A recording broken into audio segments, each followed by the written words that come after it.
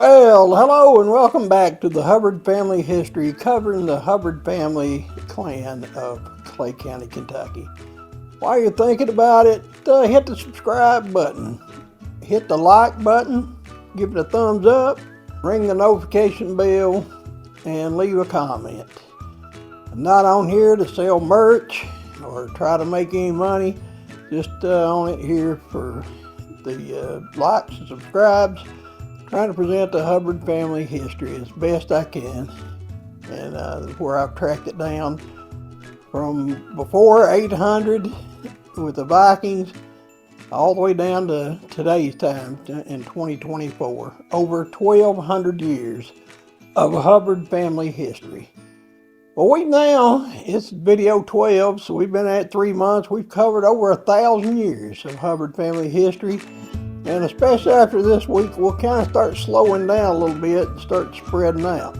But this week's video includes the next two generations of the Hubbard family up to the early 1900s. Previously on the Hubbard Family History channel, we remarked that we came to Clay County at about 1821, having some land granted to us by the governor of Kentucky, and we've been here ever since.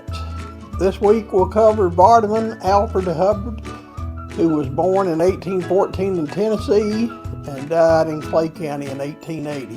Vardaman married Sarah Sally Everso on March 19, 1847, and they had at least 4 children. Kind of the record's a little bit strange on that.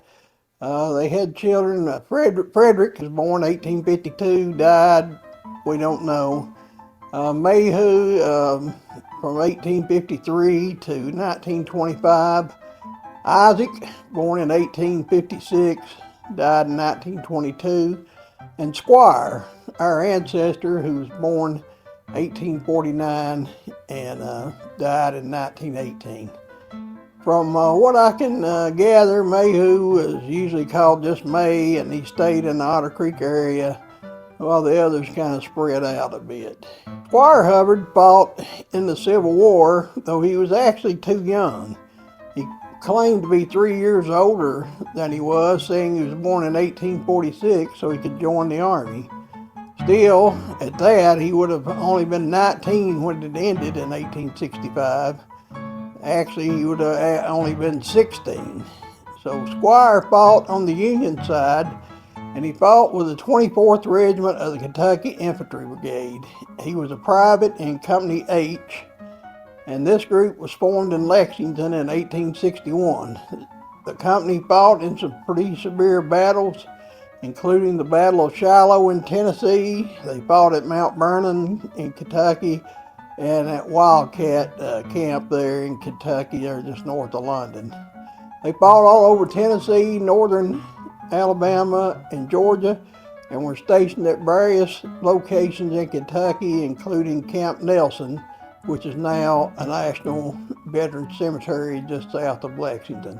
Fortunately, Squire survived, and he continued the Hubbard line, living to the age of 69. He was listed in the military records as residing at Goose Rock, Kentucky. So now, we've covered the Hubbard history from the 800s to the 1900s with lots more to go. When I started looking into this, I had no idea it would go back this far. A lady whose name escapes me had contacted Judy, my brother Eddie Joe's wife, some years ago, and she gave us some stuff she had dug up. She was in the Hubbard family out in West Kentucky.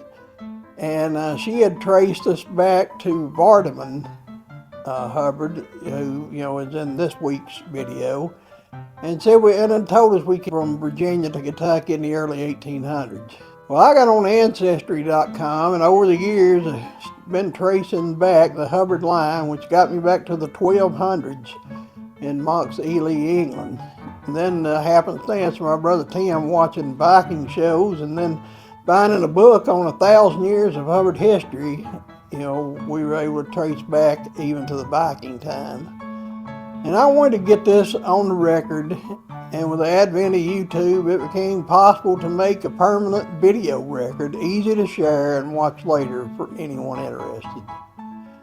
You know, as we close in on today's time, we will start looking at other branches of the family. You know, our family tree is not just a one line, so we'll get into the other pieces of the family. But just to give you a little notice, I have not been able to track those down near as far back the Hubbard line. And I was only able to do that because I was able to latch on to some other people's work that they had posted on Ancestry.com. I highly recommend Ancestry.com if you want to start doing this. We've done some DNA, which I think I shared, and gives you a good history of your family. They have records, pictures, and different things, comments by other people, and you get to finding out other people that share your family line, and you can add on to their work. But I'm excited to reintroduce another sponsor this week that we had earlier. As you know, we had a conflict between two elements earlier, and one of them wanted to get back in with us and sponsor this week's video. So here, please watch this word from the makers of nitrogen. As someone who loves to explore new things, I've always been fascinated by how nitrogen can help me do my favorite activities more safely and enjoyably. Recently I discovered nitrogen, and it has completely changed the way I practice my favorite sports.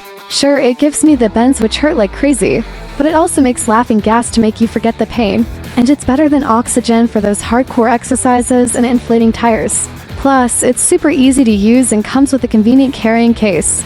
And for a limited time, it's free. If you're looking for a safe and effective way to tone your body, be the laugh of the party, and experience a smooth ride, try out nitrogen today. Click below to get started. Well, next week, good Lord willing, we'll be back with a video on the next couple generations of the Hubbard family. Please tune in for that, the same Hubbard time, good Lord willing, and the same Hubbard channel. Until then, dear friends, share us on Facebook. Stay safe, stay well, or else you do. Stay Hubbard. Peace out.